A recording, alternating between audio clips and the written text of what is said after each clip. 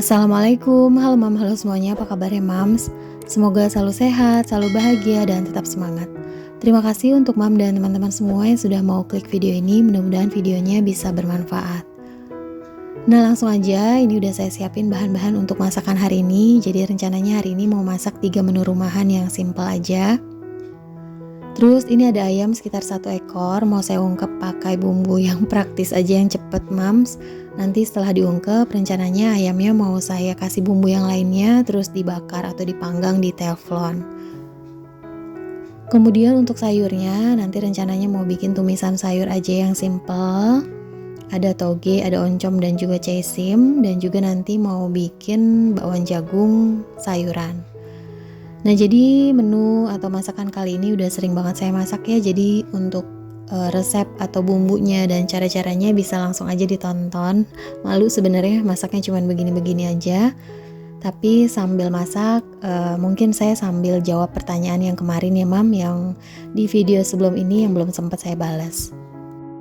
Oke, untuk pertanyaan pertama dari Mam Erna Lestiawati. Mam, aku mau tanya, pernah nggak sih Mam Syakil badannya menurun waktu umur 3 tahun karena anak saya ini susah makan jadi sekarang kurusan. Nah ini ya permasalahan emak-emak banget ya, pasti kalau anaknya susah makan tuh bikin pusing, stres, yang pasti seharian jadi bad mood nggak sih Mams? Bener-bener capek ya mikirin anak makan. Karena saya pun mengalaminya, 2 anak Quinsa dan Syakil, Masya Allah, ujiannya itu dimakan, bener-bener susah. Untuk berat badan yang menurun, saya lupa-lupa lagi ya mam, tapi kayaknya sih seingat saya berat badannya susah naik. Nah awal-awal waktu bayi itu Syakil berat badannya bagus ya, gembil, bulet, gemuk. Sampai-sampai setiap saya kontrol ke dokter anak, saya nanya, dok ini anak obesitas nggak ya nantinya, karena kok gendut banget, padahal waktu itu masih full ASI ya dia ya. Terus kata dokternya, enggak bu, tenang aja gitu. Dan ternyata bener, pas mulai empasi itu udah kelihatannya anaknya agak-agak susah makan. Sampai puncaknya dia bener-bener gak mau makan nasi sama sekali, bahkan sampai fobia gitu ya kelihatannya sama nasi. Saya makan nasi di samping dia atau makan makanan yang lain pun dia kayak mau muntah gitu mam, wek gitu. Saya inget kok begitu, saya coba kasih yang lain sama. Jadi bener-bener waktu itu tuh picky eater. Sampai sekarang sih masih picky eater, tapi alhamdulillah ya sekarang udah mau makan nasi, udah ada kemajuan lah ya mams. Nah mungkin pas umur-umur setelah ASI selesai, dia badannya gak lagi gembul kayak waktu zaman masih ASI ya, badannya kurus. Jadi mungkin cadangan makanan atau cadangan lemaknya udah dipakai semua ya. Jadi waktu-waktu dia nggak mau makan sama sekali ya udah yang dipakai itu cadangan-cadangan lemak. Jadinya sampai sekarang nih badannya ya begitu, kurus-kurus tinggi gitu. Tadinya untuk mengatasi fobia nasinya hampir-hampir saya mau hipnoterapiin Syakil mam supaya dia tuh terhipnotis, jadi nggak takut sampai sama nasi ya. Terus mikir juga apa mau dimasukin ke klinik tumbuh kembang anak ya. Di situ waktu itu sempet dicek juga katanya motorik halusnya tuh agak kurang. Jadi Syakil kalau pegang-pegang tekstur yang kayak water bead tuh ya, yang empuk-empuk jelly, dia geli. Ya mungkin juga kan nasi bentuknya seperti itu ya, dia jadi agak-agak geli. Tapi alhamdulillah ya, waktu itu saya sempat baca juga di internet ada untuk anak supaya nggak GTM, supaya nggak jijian lagi, banyak-banyakin kita nyuruh anak tuh nyeker mams, biar dia nyeker-nyeker di rumput atau di tekstur-tekstur tanah atau apalah ya, main kotor-kotoran. Tapi tentunya dicek juga ya, takutnya ada beling-beling atau paku gitu ya mam. Jadi itu tuh bisa merangsang syaraf-syaraf yang ada di kaki, kan di kaki banyak syarafnya ya. Terus juga bisa melatih jadi nggak terlalu gelian banget ya. Terus saya juga sampai ngajakin dia beberapa kali glamping, nggak camping ya, glamping dulu supaya nggak kaget. Jadi bener-bener main bersama alam gitu mam, megang-megang tanah, megang rumput, apalah segala macem. Terus saya ajakin dia banyak latihan fisik ya Mam. Jadi kayak misalkan sekarang saya ikutin dia latihan memanah, itu kan lumayan ya untuk olahraga. Jadi ada sesuatu yang harus dia capai gitu ya, karena kan awal-awal dia nggak kuat tuh narik busurnya keras. Saya selalu bilang itu harus makan nasi dulu, harus makan yang banyak supaya bisa narik busurnya. Jadi ada satu tujuan gitu loh, makan tuh untuk apa. Sampai-sampai waktu itu sempet juga ya kita beberapa lama tuh berapa hari nginep di rumah orang tua. Memang yang harus memotivasi atau nyuapin anak selain kita ibunya itu harusnya orang lain, supaya apa ya, pastinya kalau sama orang tuanya sama ibunya sendiri dia tuh manja banget ya, jadi ada aja alasannya gitu ya. Tapi kalau orang lain yang misalkan nyuapin atau ngasih motivasi, biasanya didengar. Nah waktu itu bapak saya mau ngajarin Syakil naik sepeda gitu ya, sepeda roda 2, itu dikasih motivasi dulu. Ayo kalau mau belajar naik sepeda makan dulu 3 butir nasi dulu, besok lanjut lagi supaya kakinya kuat, supaya bla bla bla. Pokoknya sambil dibantu itu Mam. Selain juga berlatih motorik halusnya ya. Kalau untuk motorik kasar dia udah jangan ditanya ya, karena anaknya aktif banget ya, pecicilan.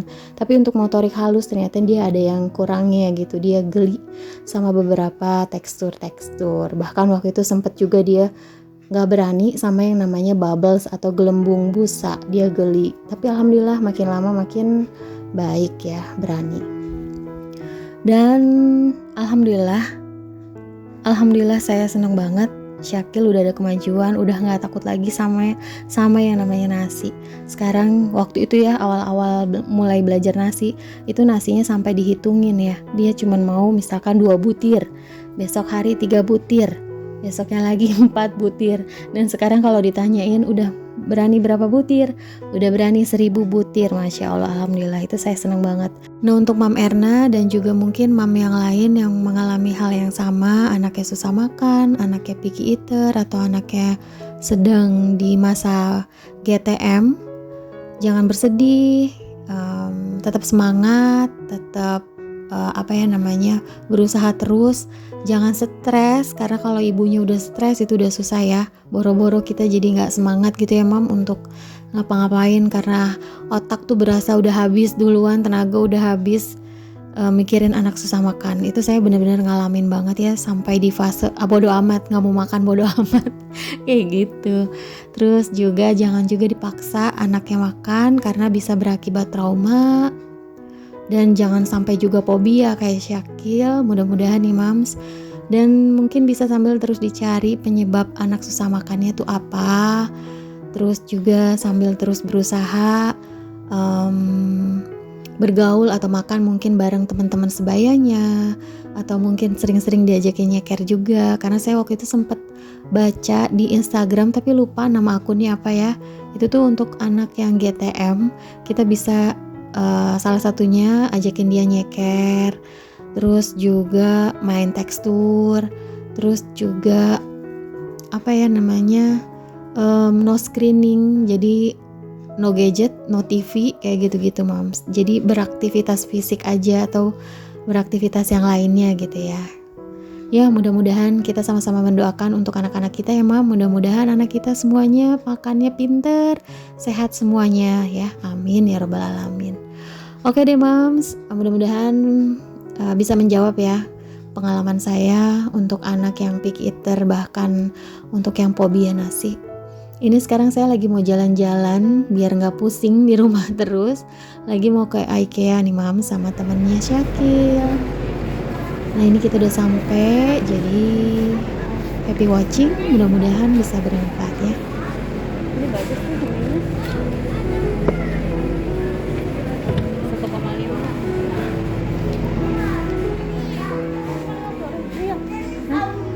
Iya, ini iris piring. Belilah, cus, 50.000. Dia nggak ada tatapannya. Iya. Ini juga berapa sih nih? Kayaknya enak banget deh kalau motong di sini, puas banget. Puas deh say. Makasih sih. Berapa nih? Tahu. Ini rak bumbu.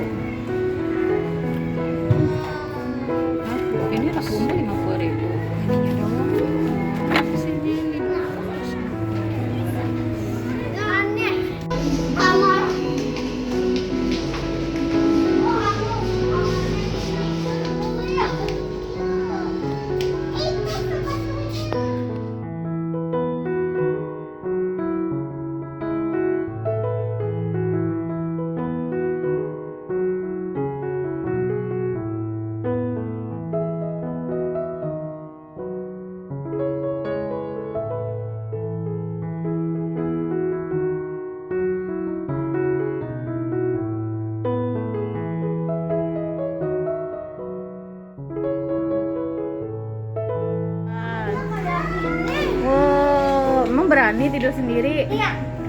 Bagus ya, coba naik tangganya dek. Tapi jangan di... Oh iya jangan. Nggak boleh. Nih, bolehnya duduk aja nih. Harganya berapa?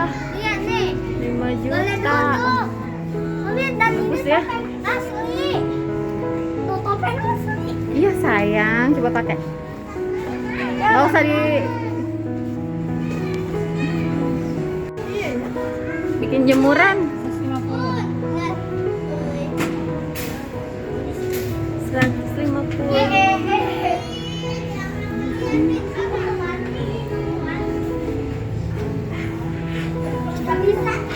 Ini sambil jawab pertanyaan yang kedua dari Mam Tina. Mam iseng nih mau tanya, kalau suatu hari Syakil minta kamar sendiri, mau dikasih kamar yang di lantai 2 atau bikin kamar baru di bawah?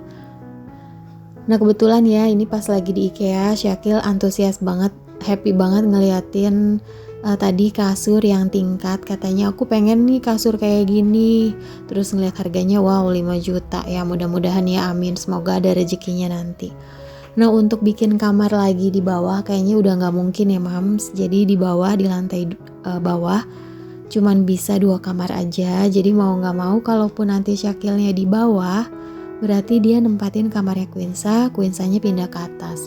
Soalnya udah saya sounding juga nih anaknya dari sekarang, udah saya tanya-tanyain terus, mau gak dibikinin kamar sendiri, nanti kamarnya dihias deh, ada gambar-gambar dinonya deh. Saya kasih semangat kayak gitu ya Mams. Anaknya sih mau, pengen, tapi gak berani tidurnya, tetap aja minta temenin uminya atau abinya katanya.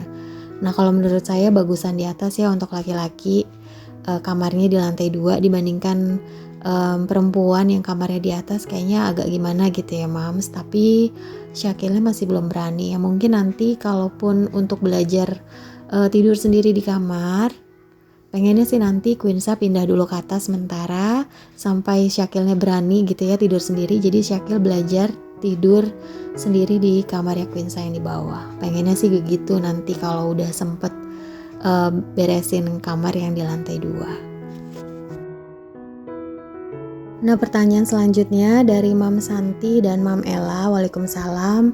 Bun mau dong diceritain awal mula Bunda pindah dari rumah mertua dan beli rumah sendiri. Jadi setelah kemarin udah sempat saya cerita ya.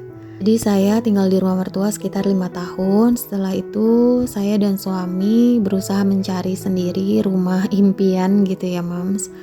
Jadi waktu itu tuh kita sempat cari dapet ya di 2 lokasi, walaupun itu jangka waktunya berbeda ya. Pertama kita sempat cari di lokasi yang gak terlalu jauh dari rumah mertua.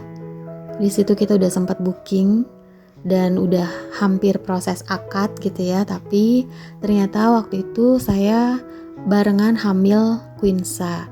Nah waktu itu tuh posisinya juga kita ekonominya masih pas-pasan. Terus berpikir juga nanti kalau anak lahir bisa gak nih kita gitu kan, biaya dan yang lain-lain tuh udah dipikirin gitu ya Mam. Dan juga waktu itu pas suami kebetulan belum boleh pisah dari orang tuanya. Jadi ya udah akhirnya waktu itu dibatalin, akadnya dibatalin, kita beli rumah yang di situ. Terus beberapa bulan atau tahun ya saya lupa lagi, pokoknya sempet lagi ada rumah, kita udah DP, keluarga juga udah lihat, waktu itu juga udah hampir, tapi ya ternyata memang bener ya kata orang kalau rumah itu jodoh-jodohan. Kita gak jadi lagi di rumah yang kedua. Terus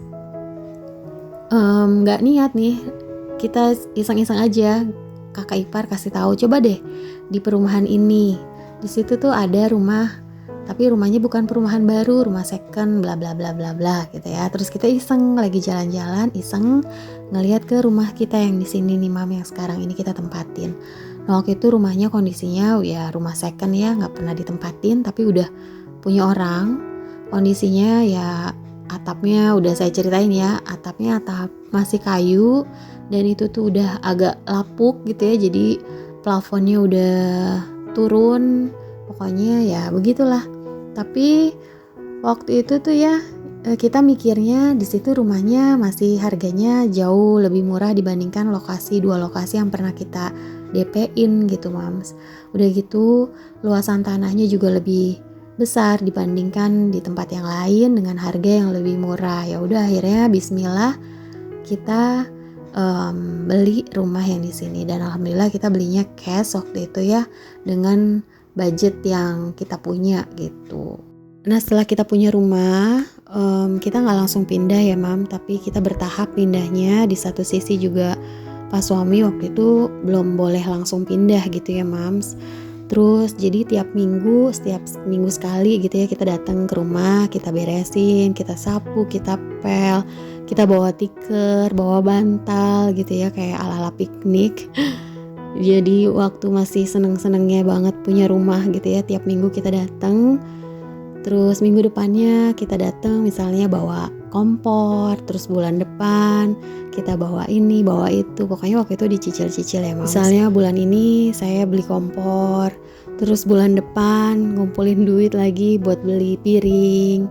Waktu itu makanya kita tuh sempat punya banyak piring-piring bekas deterjen ya, hadiah gitu ya. Waktu itu sempat dikomenin ya sama Mams siapa gitu, saya lupa. Itu piring hadiah deterjennya masih dipakai. Iya, soalnya kenangan waktu itu tuh mau beli piring aja kayaknya gimana gitu ya Mams. Jadi kita kalau beli deterjen ngumpulin yang gratisan piring. Terus alhamdulillah waktu itu saya kan masih kerja ya, jadi uang THR tuh sengaja nggak saya pakai buat beli lebaran lah, nggak beli baju, nggak beli apa-apa. Saya kumpulin untuk bikin renovasi kamar mandi. Jadi pertama kali rumah ini yang direnov itu adalah kamar mandinya. Nah waktu itu Quinsa tuh anaknya jijian juga ya. Jadi kamar mandi di rumah ini awalnya tuh kondisinya ya rumah second gitu ya Mams. WC-nya WC jongkok, terus lantainya tuh banyak keramik-keramik yang udah pada pecah gitu ya. Pokoknya Quinsa geli kalau mau ke kamar mandi di sini. Jadi pertama-tama yang kita renov itu kamar mandi gitu. Terus ngumpulin duit lagi yang kita renovasi dapur gitu Mam. Jadi di sini saya mau sharing aja, mau menyemangati Mams dan teman-teman semua kalau misalkan segala sesuatunya itu ada prosesnya juga ya Mam, dan yang paling penting rasa syukur kita ya terhadap apa yang udah kita capai, apa yang udah kita miliki. Nah ini ada quote atau kalimat baik yang saya dapatkan dari internet gitu ya Mams. Jadi setiap usaha pasti membuahkan hasil. Besar atau kecilnya tergantung seberapa besar kita berusaha. Hasil yang didapatkan tidak seberapa penting, yang paling utama bersyukur atas pemberiannya yang telah kita terima selama ini. Gak terasa nih Mams, ngocehnya jadi ngalor ngidul ya sambil jawabin pertanyaan-pertanyaan, walaupun gak semua pertanyaan saya jawab ya. Dan mungkin untuk Mams dan teman-teman semua yang mau tanya lagi nanti bisa saya jawab beberapa di video selanjutnya. Lumayan saya jadi gak bingung ya Mam isi suaranya bahas tentang apa. Jadi lebih baik sekalian jawab pertanyaan aja. Nah balik lagi ke IKEA, ini ada kotak kaca murah meriah ya Mam, harganya 30.000 udah dapet tutup, tapi tutupnya seperti itu tadi ya. Terus ini gemes banget ya, keranjang-keranjang dari rotan dan juga dari kayu. Nah ini Syakil masih belum capek, masih seneng dia Mam jalan-jalan ke sini. Anak seneng, emaknya apalagi ya sambil cuci mata. Terus di sini juga ternyata banyak banget boneka-boneka dinosaurus. Untung tadi udah perjanjian nggak beli ya. Lanjut, ini saya lihat ada kayak gelas lucu banget ya Mams. Ini buat cangkir minum juga bagus ya, tapi ternyata ini adalah tempat lilin, harganya 50 ribuan. Gemes banget. Ini juga jamnya kecil-kecil imut. Jam beker ya. Harganya 100 ribu nih yang kecil. Terus ini kita makan siang ya Mam di sini. Nggak siang ya, agak-agak sore ini ya Mams. Karena tadi tuh kita berangkat agak siangan setelah sholat zuhur. Dan oke deh Mams dan teman-teman semua, udah bingung lagi mau ngomong apa dan ternyata videonya juga udah habis. Saya akhiri sampai di sini dulu videonya. Semoga bisa bermanfaat walaupun sedikit. Mohon maaf kalau ada kesalahan dan juga kekurangan. Sampai jumpa di video selanjutnya. Assalamualaikum warahmatullahi wabarakatuh.